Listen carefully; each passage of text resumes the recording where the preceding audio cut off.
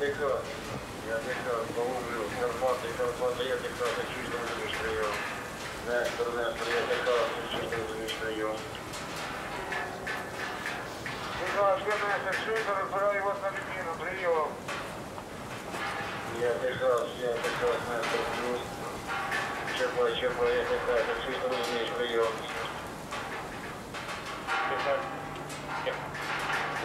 Техас, я Черпай, тебе разбираю вас на Липину, прием. Техас, я Техас, Черпай, плюс. Парацельс, я Техас, я чуть не разумеешь прием. Техас, я Парацельсі. Чуєте, розумію вас на відмінно. Я Техас, Парацельсі, плюс. Петруха, я Техас, я Техас, я чуть не розумієш прийом. Спалюючи дверцю від шафи з червоного дерева, щоб зігрітися, розумієш, що речі не вартують нічого. В них є тільки коефіцієнт корисності. Время не щадить ничего, никого. Все заросло, природа берет свое точно. Мене звуть Євген Тітаренко. До анексії Криму я мав власну кінокомпанію та кіношколу в Ялті. На другий день після референдуму я все залишив та покинув півострів.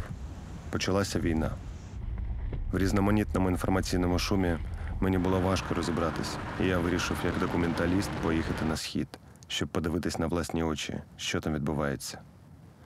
Опинившись на евакуації з Донецького аеропорту, я записався добровольцем в медичний батальйон, де й був 14-15 роки. Наш автопарк за год войны находится в ужасном состоянии, и нам необходима ваша поддержка и помощь в его восстановлении. Потому что без машины медик никто. Країна була абсолютно не готова до війни, і на її захист стали ініціативні небайдужі люди. Ми вивозили поранених з бою, ризикували власним життям, щоб врятувати інше життя. Системи евакуації ще не було, і все робилось на власний розсуд. Добровольчі медичні батальйони тоді були першою ланкою евакуації, що ввозили поранених до прифронтових цивільних лікарень. Я бачив, що система вибудовується, але тоді я був на передньому краї і, звичайно, не знав, хто її створює та чого це вартує.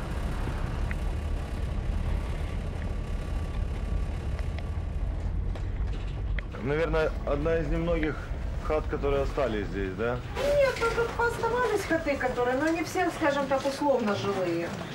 Это ж, видишь, горело. Да.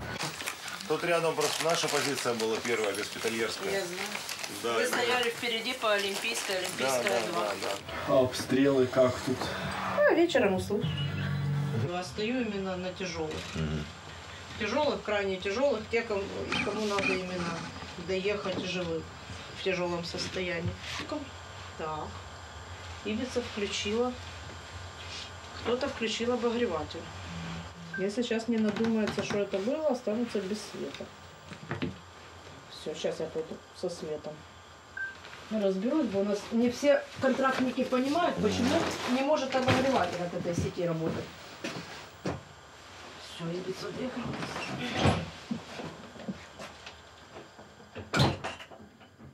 Людей предупредили. Зарядки, рации, лампочки, все. Ага, есть свет. Ну я ж попробую, но у меня ж-то будет работать.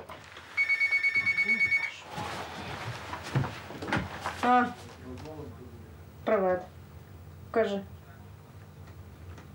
У нас есть, и у вас, если никто ничего включать не будет, тоже будет. Ну, я вас включила. У 14-15 роках я був саме тут у Пісках, у складі медичного батальйону. Тоді я був учасником подій, зараз я сторонній спостерігач. Колись я сам був парамедиком на чергуваннях. Сьогодні я чергую на медичній позиції разом зі своєю знімальною групою. Позиція, яку ти місяцями облаштовуєш, а в один день її з легкістю розбирає артилерія, адже ситуація може змінитися за хвилину.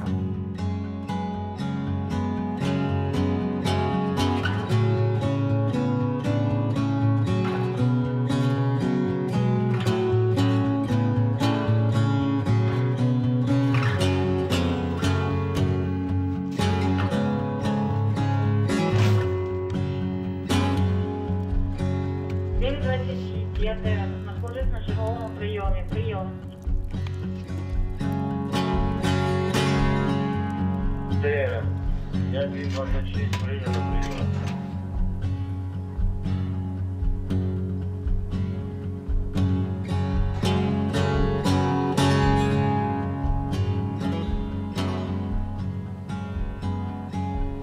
За роки війни сформувалася система медичної евакуації. Для того, щоб зрозуміти, як вона працює, треба пройти всі її ланки та поспілкуватися з людьми, що стояли у її витоків. І взагалі зрозуміти, як ми прийшли у сьогоднішній день.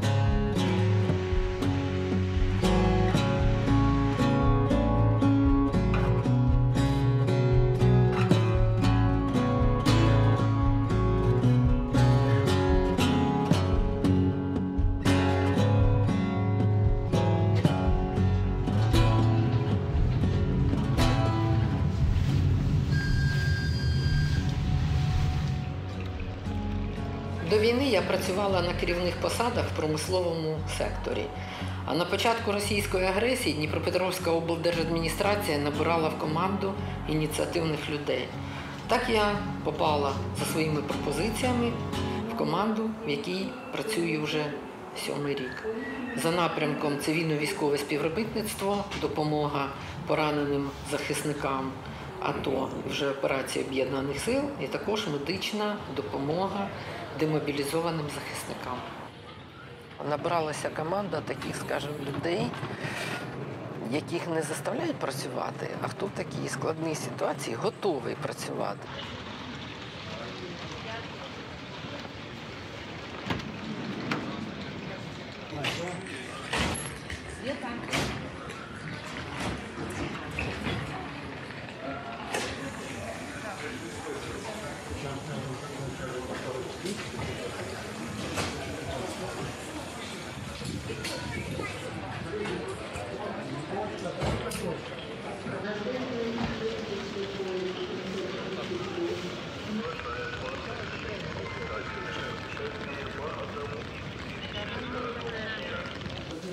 Сегодня обработка была.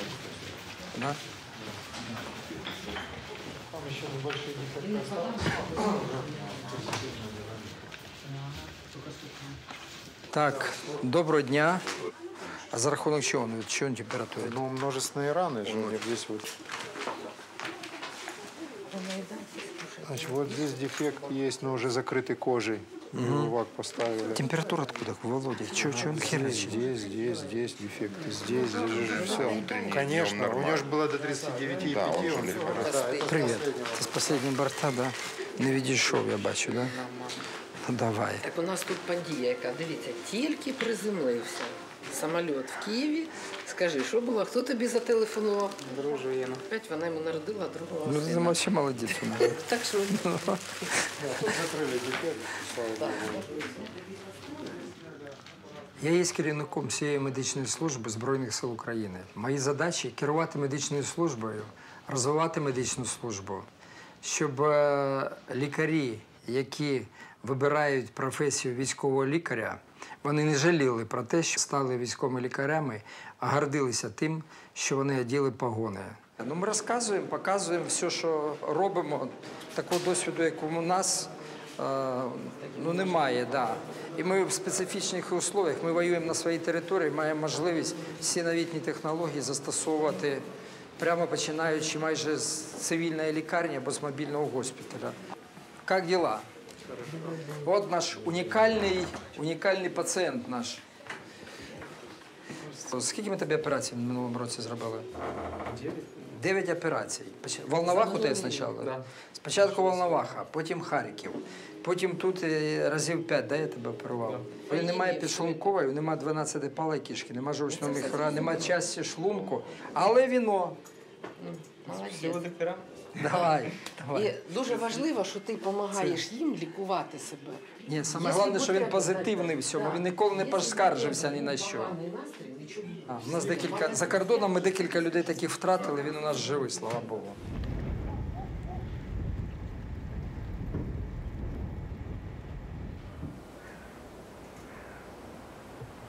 То есть я не имею права тебя выпустить на ноль. Не имею. Потому что я потом не объясню, почему у меня мертвые гражданские валяются вот где-то вот, и что с ним вообще произошло.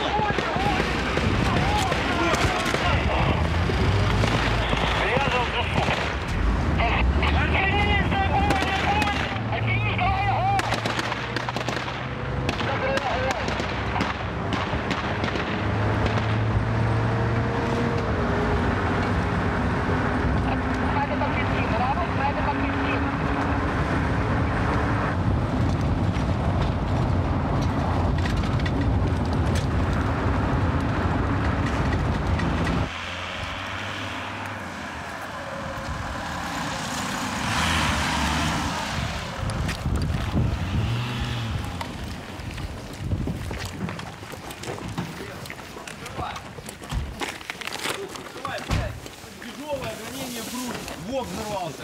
Вытягиваем, забираем ее отсюда. Давайте. Бегом! Строй! Быстро! Быстро тяжелое в область сердца ранение. Наша позиція «Равлик» у 2015 році була добровольчим стабілізаційним пунктом. Сюди ми з бою привозили поранених, щоб стабілізувати їх стан та евакуювати потім у прифронтовий шпиталь. На цьому місці було врятовано сотні людей. Сьогодні ж цю функцію несуть на собі військові медичні позиції та групи підсилення.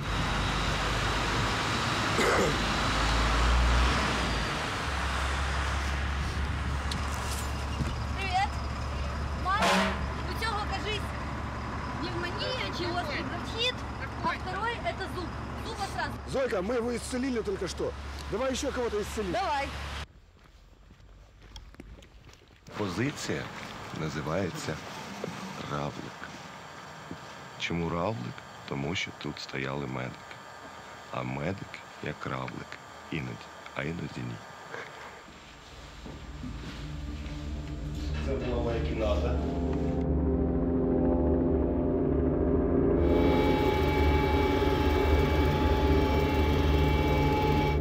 Ну, если не знаешь, как поступать, поступай по инструкции.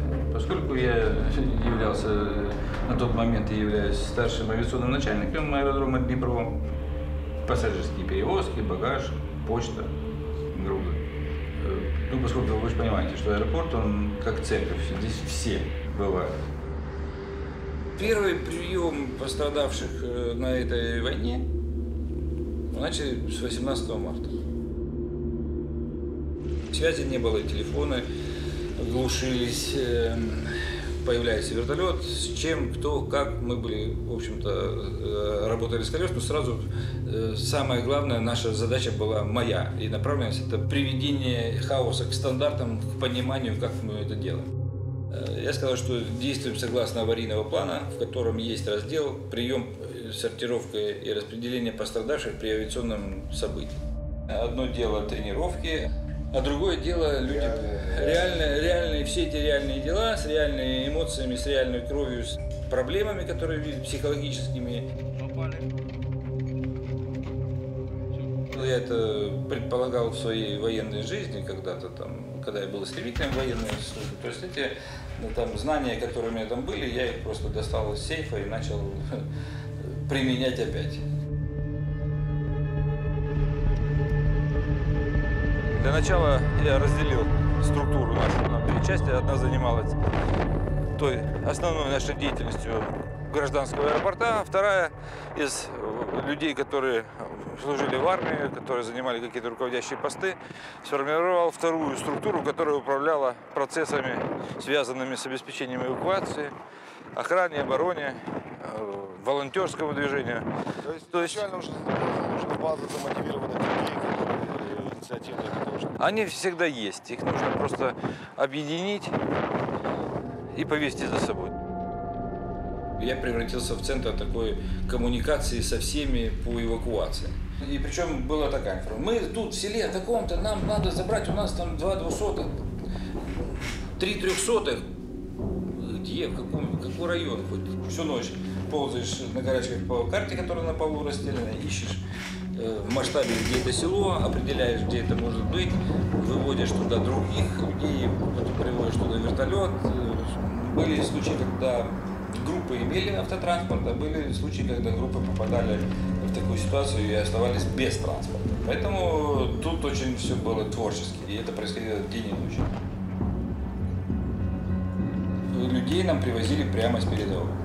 То есть, если это были погибшие, то их привозили в том состоянии, в котором они находились, включая с гранатами, бронежилетами, автоматами, вот как есть. Точно так же и ранее. І в цивільні лікарні поступали з гранатами. Причому деякі хлопці, вони не хотіли розставатися з гранатами, вони чувствували себе захищеним. Ще не було усвідомлення, що ти вже на мирній території, граната тобі не потрібна.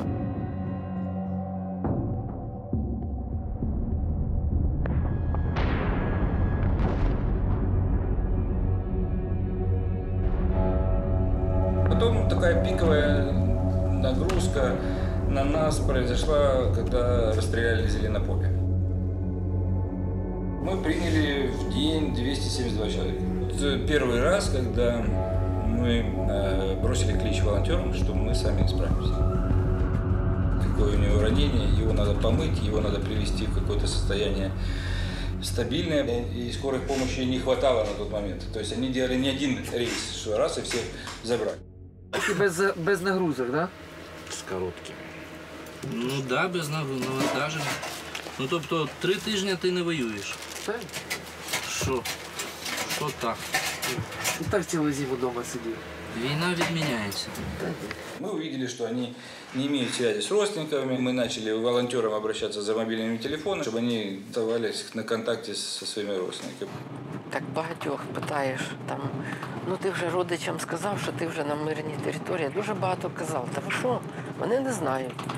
У мене мама в глухому селі. Як я можу їй сказати, що поранений? Мамине серце, у неї може бути приступ, до неї швидка не доїде так швидко. То, что мы здесь заложили, начало подтягивать и военных, и волонтеров, и население, всех-всех-всех. И мы как-то смогли на начальном этапе самоорганизоваться. И, в общем-то, никто не задавал никаких вопросов. А ты, собственно, кто, почему и как ты тут оказался? И гражданские люди, они делали много таких вещей, которые, ну, когда-то кто-то в армии видел, кто-то не видел. То есть тут такое. Я не замыкал это все на себя, потому что люди имеют свой опыт, знания. И я всегда говорю, что как я думаю, я знаю. Мне интересно, как думают другие, потому что пребывать в иллюзии – это самое страшное. Вот наша задача, в принципе, от вертолета до машины, да. А мы работали от передовой со всеми. То есть вот этот масштаб, он как раз и по мере того, как он уменьшался для нас, мы не огорчались, а радовались. Что... Это уникальный европейский опыт. Наряду с эвакуацией раненых мы также эвакуировали детей, больных с инсультами. Еще одна история, которая шла параллельно. Вертолеты прибывают одни с ранеными, другие с беженцами, третьи с пострадавшими, с эвакуируемыми. То есть вот это такая, то есть два параллельных процесса, два параллельных мира. И вот тем, кто сейчас с ранеными, с погибшими, через 3 минуты с теми вылетающими в Шарм-эль-Шейх и в ту же Москву, как это было в 2014 году, такой, ну, как бы, такое зазеркалье. Вот. Там улыбаются, тут такое. В общем, такой микс жизненный, он был достаточно сложный.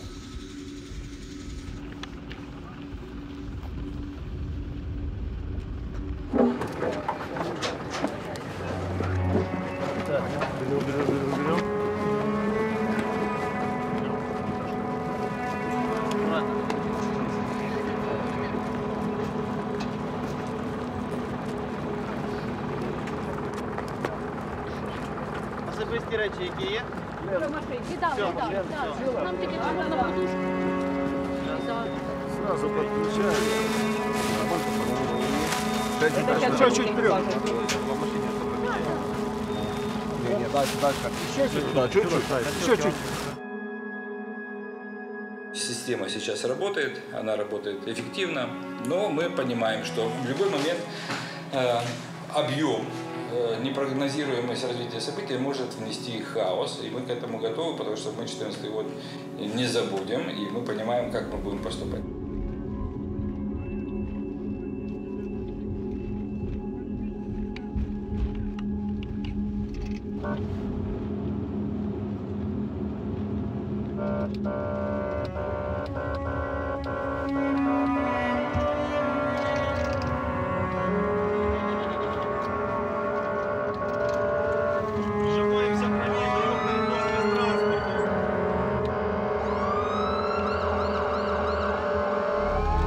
Дальше, дайте коридор!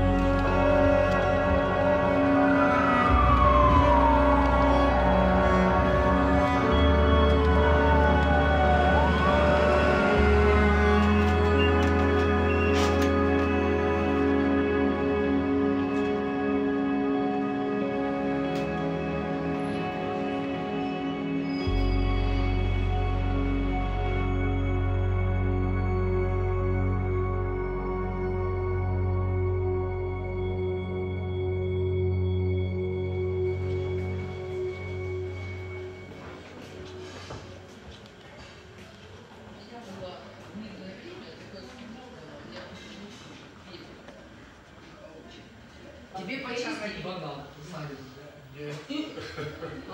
Давай почищу банан. Хочешь?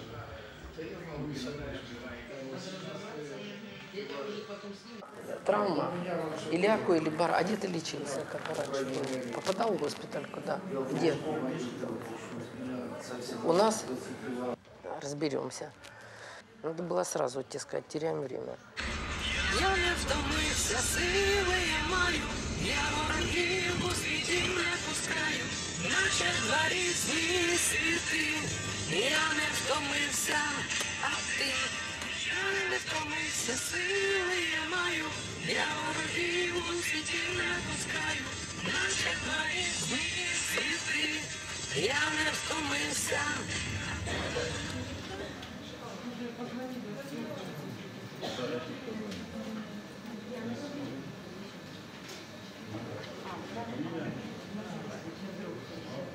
Когда мы его заберем? Сьогодні ви його дивитесь, наберете мене, скажете результат, хорошо, и тогда вирішимо завтра, мабуть, завтра. Все, профессор тебя осмотрел, все отлично, а дальше потом определимся, я тебе скажу, где будем делать. И увидеть. Твоя задача звонить мне каждый день потом. Дзинь-дзинь. Дальше поїдеш туди, я хочу, щоб ти відпочив. Трускавець – це дуже, знаєш, хвойний воздух. То ми потім обговоримо. Хорошо? Все буде хорошо. Умниця. Давай. Все, до завтра. Все, такой мальчик позитивный, це ж, видишь, как он плакал, вдруг у него погиб, и он, причем он ему сказал, когда убирал это, говорит, отходи, здесь что-то есть, и они шостки, они вместе живут. Он только говорит, я успел отвернуться, говорит, все, взрыв, и он погиб. Алло?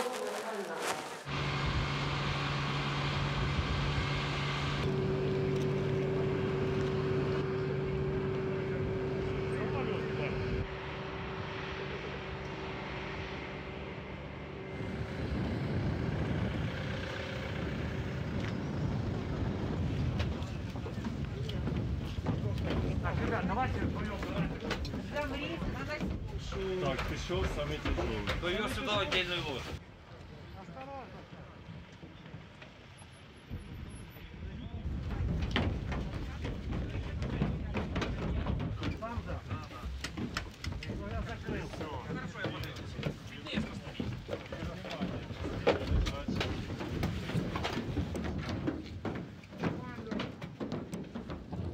Це поранені, травмовані, це ті, які отримували важкі поранення. Всі вони поступили із району проведення операції Об'єднаних Сил.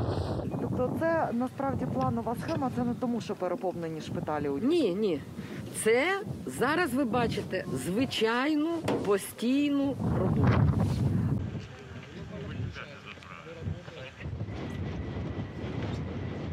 Да, Ваши? Да, стоят, это наши. Ваши? Да. Посмотрите, может, это наши. Так вони всі одинакові. Посчитайте. Вообще, кто первый сказал, того и носилки.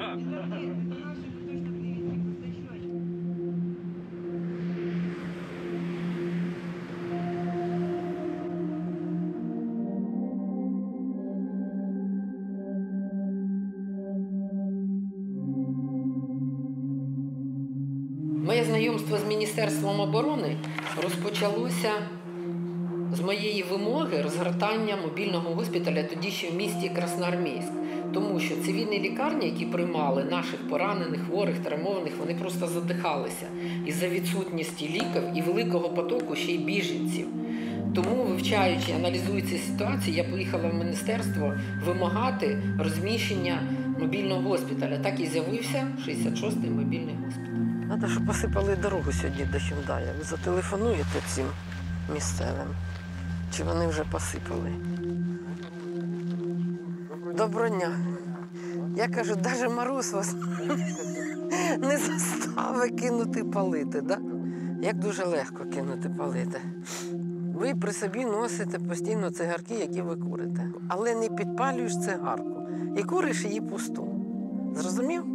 Покурив, поганяв, поклав назад пачку. І так ходиш 3 місяці. Дуже легко. Тобі операцію зроблять безкоштовно. Ми робимо всім пораненим безкоштовні операції, а тобі, як мешканцю області, планова катаракта, але її треба запланувати. Це ж потім це вас спишуть. Ні, ніхто тебе не спише. А чому він думає, що списують катаракту? Ні, списують інфаркти, коли вже там стентирование, протезирование. Я скомісований по этой причине, катаракт, я скомісований по этой причині.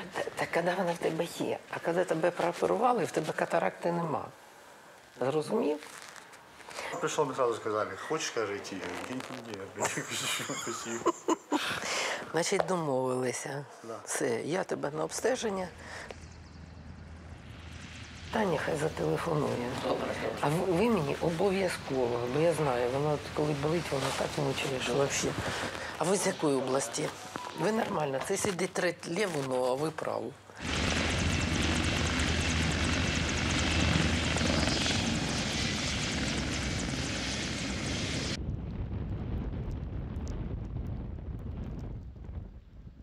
Для вилітів дуже складний період, тому що будуть тумани, буде обледеніння, ми не зможемо. А в тебе буде ожеледь на дорогах. Треба шукати ще якийсь варіант. Тоді варіант евакуації.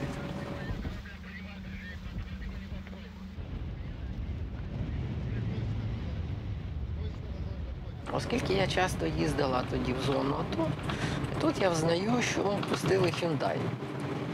Красноармійськ, Київ. Я їхала у відрядження в Київ, Міністерство оборони, я пішла по вагону. Все, я вже коли приїхала в Міністерство оборони, я вже розуміла, що 4 носілок це 100% стане, якщо класти ще порядок, в залежності від ситуації, все.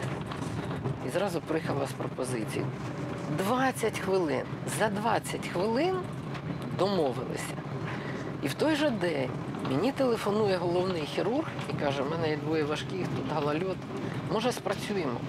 Я кажу, давайте. Це відбулося того, що люди об'єдналися. Ніхто не чекав, ніяких наказів, нічого.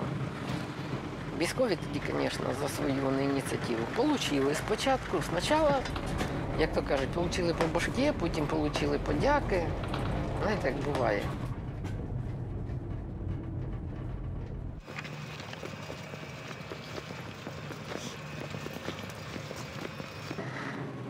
Пішли перший вагон, тут були люди, я вибачилася, попросили, кажу, ви мене вибачте, будь ласка, але я вас дуже прошу, нам треба зробити евакуацію. Прийдіть, будь ласка, до Дніпра в інший вагон. Не було ніяких заперечень. Були такі хуртовини, що коли їхав, молився, Господи, тільки б не стати.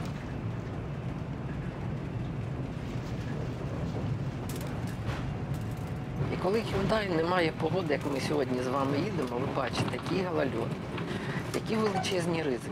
тепло, комфортно. Стюарти – це що брати милосердя тут. І це все йде від душі. Поїзд зі станції Синельникове прибув на 8-му колію з західної сторони.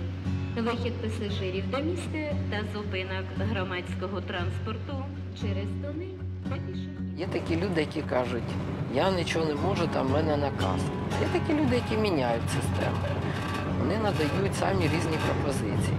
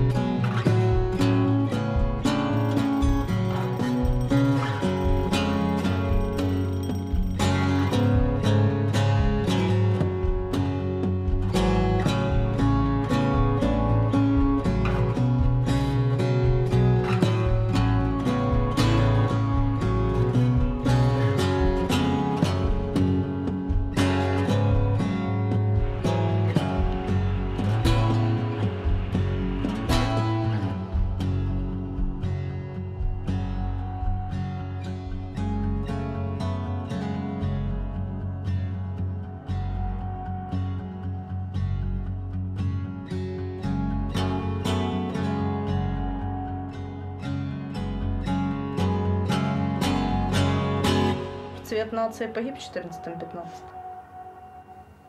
Вот считается, что есть такой, вот, знаешь, ген воина. Как раз в 2019-м будущее кажется еще более неопределенным, если честно тебе ответить. Раньше все было понятно, да, у нас есть своя земля, мы ее возвращаем, там, что бы там ни было, уже не осталось, мы в любом варианте не идем ни на какие уступки, мы просто вот методично это возвращаем. На данный момент. Чтобы убить нацию, не надо с ней воевать. Надо заменить театр и книги на цирк и телевизор. Ну вот нам и поменяли. Вот вы по Первомайке ехали. В 16-м году сколько было брошенных хат? А сейчас? Сейчас школьный автобус ходит. Он еще в 16-м пошел, я догавкалась. Жители Куйбышевского района Донецка, который так у нас за спиной получается, подали в международный суд на Украину для восстановления жилищ. Ребята, извините, схуяли. 6 лет вы не платили ни налогов, ничего. Получали отсюда все услуги. И мы вам еще должны за что восстановить? За то, что вы там хотели русский мир? Не получилось, теперь давайте нам деньги? Все очень просто. То есть минимум образования, максимум управления. У меня в автомобиле есть возможность всего. Можно даже рожать. Полноценный госпиталь у нас находится в Покровске. А в Селидово у нас стоит группа усиления. Все подряд на Покровск сразу. А вот если ты уже понимаешь, что ты не доезжаешь, все. Вот тогда да. И у меня классическое образование, высшая категория, 25 лет работы в реанимации. Я пришла готовая. А до 16-го это была наработка опыта. Страна не воевала. В стране не было, вот, допустим, как в той же Швеции, порядка вот этих сборов, понимаешь, военных. А если были, они там все сводились посидеть в бане, понимаешь, у полковников, типа, все галочки поставили, давай я тебе подпишу, а я тебе подпишу. Люди не знали, как накладываются жгуты, турникеты, как элементарная помощь оказывается, понимаешь. Ни аптечек не было, но аптечки какие-то там элементарные войсковые. Там лежал, как всегда, потресканный жгут Эсмарха, какой-то там бинт 60 какого-то года и ППшечка. Значит, на этом все заканчивалось. Мы учились, страна училась. И в принципе нет ничего невозможного. Армия прекрасно работает, стоит только хотеть. То есть вот это все нытье, нам не дают, у нас там нет, у нас там плохо. Ложь, пиздеж и провокация. Лекарства, да, все наши украинского производства. Но и дают, надо просто не лениться. И после основного получения медикаментов поднять свою жопу, написать заявку и съездить получить остатки. И проблемы нету, и больные вовремя вывозятся. И цепочка эвакуации, блин, работает как просто вот, ну, часы. Главу збройний. Это уже хто? Скажи, що ще рано я сумку не переклала.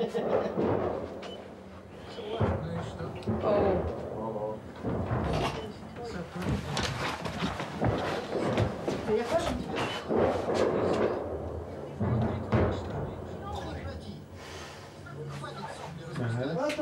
Дайте, пожалуйста, печеньку, парни. Выйди звідти. Выйди звідти. Зев, отойди, бо это грех.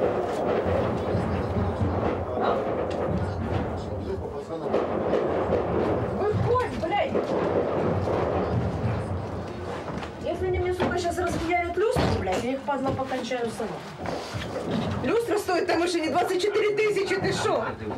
Меня когда на промке снесло люстру, я вот так вышла на этой же машине. Твари, 20 с лишним тысяч! 20 с лишним тысяч! Ну это все понимаешь? Панам. Лінія фронту доволі велика. І на таких самих позиціях, на інших ділянках, теж в цей час чергують медичні групи. Моя задача як провідного хірурга ООС заключається в контролі і організації надання хірургічної допомоги пораненим і хворим соматичним військовослужбовцям. І контролюю, і оперую. Тобто стараюся виїжджати на всі поранення, які є. В випадку, коли йде так зване масове поступлення поранених, тобто 3 і більше, то на ці випадки це 100% йде виїзд. У нас є 4 рівні надання медичної допомоги, не враховуючи 5-й рівень, це вже реабілітація.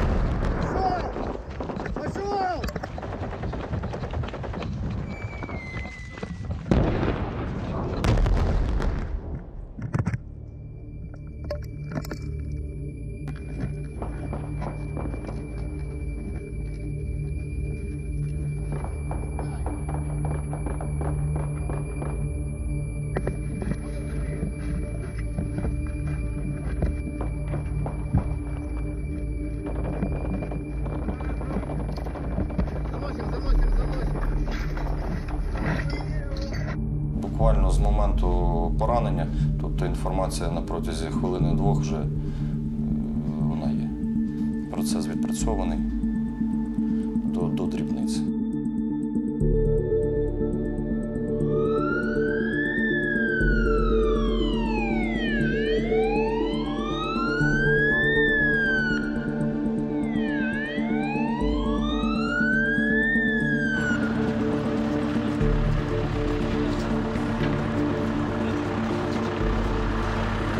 Все залежить, я кажу, починаючи від хірурга, закінчуючи санітаром. Кожен виконує свою частинку роботи, розумієте, де воно все в кінці сумується і приводить до якогось певного результату.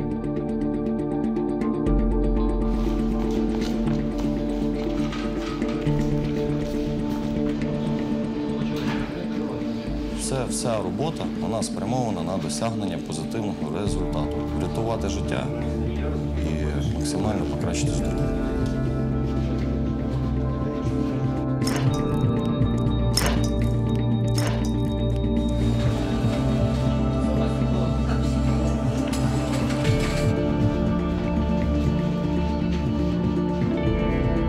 Це ми знаходимося зараз на 2-му рівні надання медичної допомоги. Тобто це військово-мобільні госпіталі з групами підсилення. Основною задачею даного рівня це є надання кваліфікованої медичної допомоги з елементами спеціалізованої стабілізації стану пораненого з підготовкою його і подальшою евакуацією на вищий рівень надання медичної допомоги, на 3-й рівень.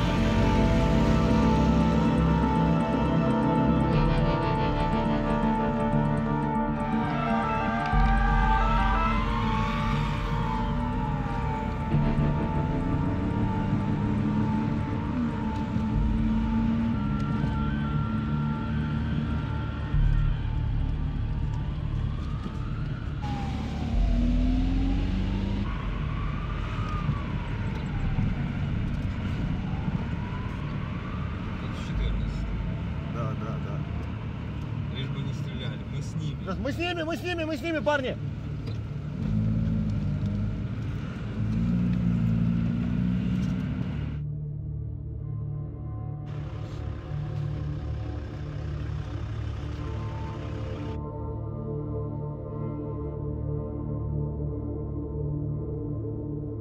Легші хворі такі, вони загружаються першими, загружаються, скажімо, вдаль борта, а всі важчі, які потребують вже зовсім, скажімо, інтенсивного нагляду, то тут ближче до виходу через те, що їх потім вже в подальшому потрібно і першими віддати.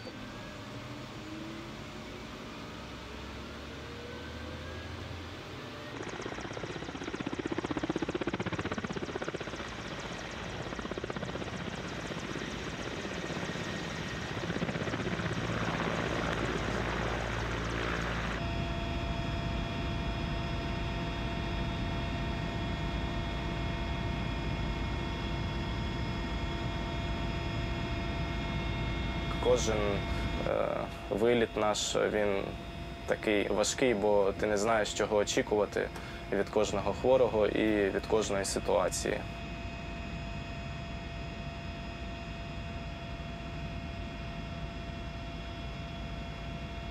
Саме важко це емоційно, дивитися на все це, тобто на цих поранених, і ти розумієш, що від тебе залежить їх життя. Тобто, якщо ти десь щось неправильно зробиш, то людина може вмерти.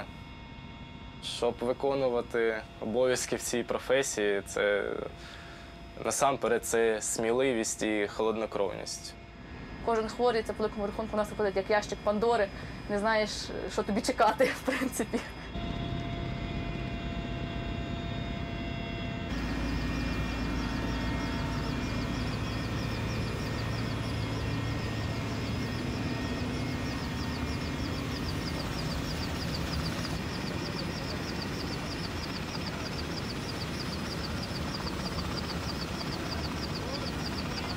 Якось там за кожного переживаєш, за кожного болієш, хочеться, щоб кожен цей хворий, якого ти транспортуєш, він в подальшому міг до нормального життя повернутися і себе знайти.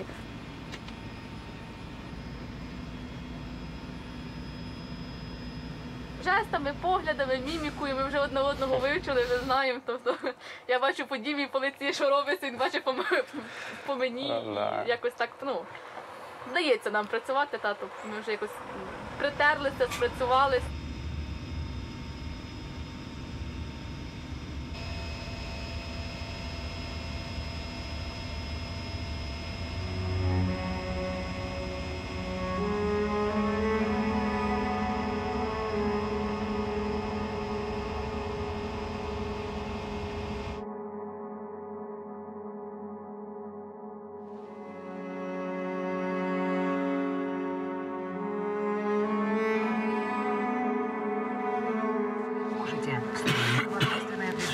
Обратиться за помощью к депутатам «Свободного Донбасса», пожаловаться на коррупционные действия чиновников. Быстрое восстановление экономики и инфраструктуры – это наша общая задача. Она стала возможной благодаря труду шахтеров и металлургов, инженеров, сельских тружеников и предпринимателей. Всех, кто честно исполняет свою работу, не теряя веру в будущее.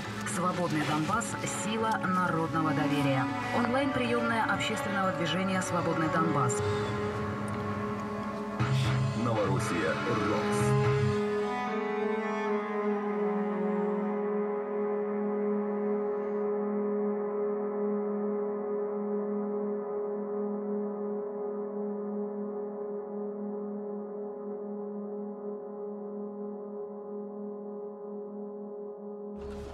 Ноль тиск, ноль пульс, ноль дихання. Ми їх заводили. Важко було, коли не вдавалося щось зробити. Не вдавалося, коли працювали снайпери, дуже часто тут ми втрачали. Взагалі важко, коли втрачаєш бійця. А так, старайся від цього не згадувати собі такі речі. Хочеться пам'ятати щось добре. Коли ти бачиш бійця, коли він приїжджає потім знов назад в Авдіївку за декілька місяців, вже здоровий, а він зайшов сюди до нас з нулями, це, звісно, приємно. Будь-кому. Ти відчуваєш, яка є радість своєї роботи.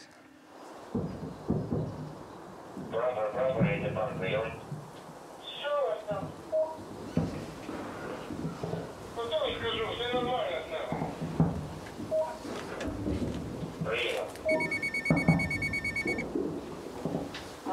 Господи, я уже думала, блин, картошку ставить, жарить, чтобы... Давай, добре. Давай. Бэхи выводят. Для усиления сейчас будет... Сейчас работать бэхи будут, сейчас бэхи вытаскивают. Сіпери почали працювати. Наші хлопці включили отвіточку. Ще й бензопила. Где-то хто-то пилит, незважаючи ні на що.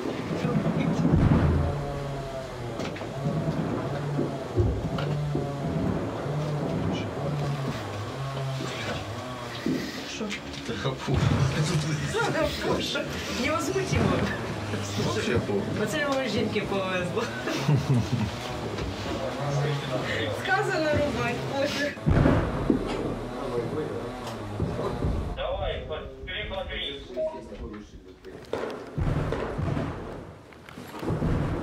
Приходи є?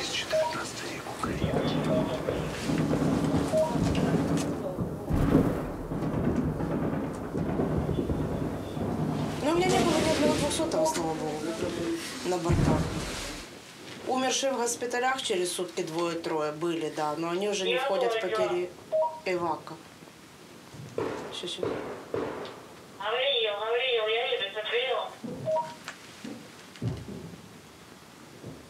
Что там у вас? Пиво забираешь? У вас приходы, я говорил.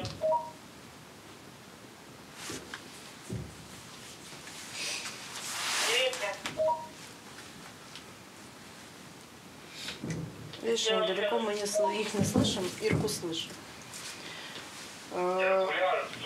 Я Скорпион. Блядь, с ним приходы, нахуй, блядь, передавайте на ТСП роты, блядь. Руслан. Задача Ивака дотянуть до госпиталя, понимаешь? Причем не просто то, что дотянуть. Ой, мы привезли, там то, что он у вас умер через час, это третий вопрос. Ивак должен дотянуть до госпиталя и снизить возможные риски не только вот на данный момент, но и в отсроченном будущем. То есть тот, кто работает на Иваке, он должен, ну как тебе сказать, достаточно много знать. И в принципе нормальный фельдшер Ивака идет на уровне такого начинающего врача. По объему знаний, манипуляции и тому подобным вещам. Или тапик звонит, или рация зовет. Ты выходишь на ту позицию, которую тебе обозначили. Там есть два варианта. Либо ты ждешь, вот, ну, в принципе, стараемся, вот если вот такая ситуация, как сегодня, да, чтобы ИВАК не ждал. То есть вплоть до... Что таки? Вайбер заработал. Вышку включили. Череп отключили. Даже интернет. И мы стараемся, чтобы ИВАК не ждал. То есть, чтобы уже к тому моменту, как мы приехали, уже, уже пострадавшего вытащили. Тогда, если идет бой, да, ты его в машину, ушел куда-то там, обычно мы на Золотые Пески заскакиваем, там быстро-быстро его приводим там, в такой вид, что мы его уже можем вести, стабилизируем, и потом уезжаем. Если нам вообще никак мы не можем выйти, значит, затаскивается сюда, стабилизируется, и мы ждем момента, когда мы можем отсюда выйти из-под обстрела. Ну, вот так вот. То есть я приезжаю, у меня уже, по крайней мере, остановлена кровотеча, уже поранены, подмотаны, ну, когда-никогда вена стоит. То есть это сильно облегчает ИВАКу задачу. Какими качествами должен обладать человек, чтобы работать в эвакобригаде? Во-первых, человек должен быть жутко стрессоустойчив. То есть, чтобы он, грубо говоря, мог перейти одним шагом с мира в мир. Ты человека знаешь, ты с ним пил чай на позиции, там общался, все, и тут он перед тобой там предстает в куске фарша.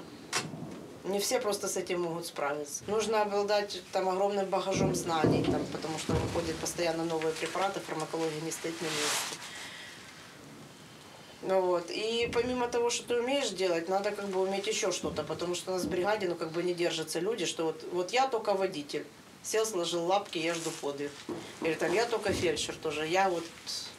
У нас все делают, то есть вы сами были, видели, что я и готовлю, и убираю, там Сэм тоже и тягает, и рубает, и носит, ну все. Мультифункционалы. Тот, кто, грубо говоря, сыт, он сюда никогда не придет. Потому что одно дело прийти в штабе сидеть, в воинской части, которая находится возле дома, а другое дело выйти на боевые. Вот если человек сознательно идет на ноль, Ну, он понимает, отдает себе отчет. Да, по первому обстрелу могут быть казусы, но потом работает как має бути. Как ты считаешь, что самое главное в жизни? На чем надо сосредоточить внимание? У каждого свое. А для тебя, как ты считаешь, что самое? Да Бог его знает, если честно. Просто живу и работаю. То есть делать то, что приносит радость. Делай то, что ты умеешь. И то, во что ты веришь. Ну да.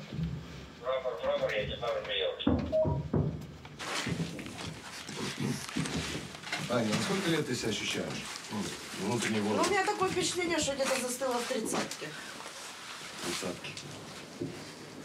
Хотя мне 44. А как бы ты описала время, в котором мы живем, на нашем начале, то есть нашим будущим поколениям, так, чтобы сформировать и описать, через что мы прошли? Подожди, что змей кричал. Прием. Ну, Прием, работать можешь? кого-то закрыл. Давай ты еще туда. Аня еще не закрыла. В принципе, это один из возможных этапов становления нации. Ну, вопрос, как мы вытянем его, нет?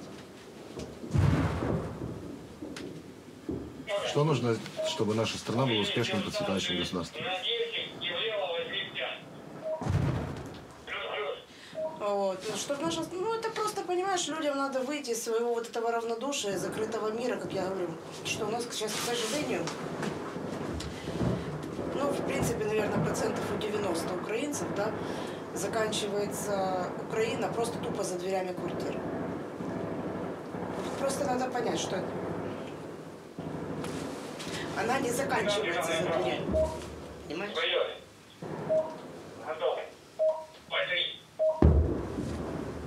Плюс. Какой же?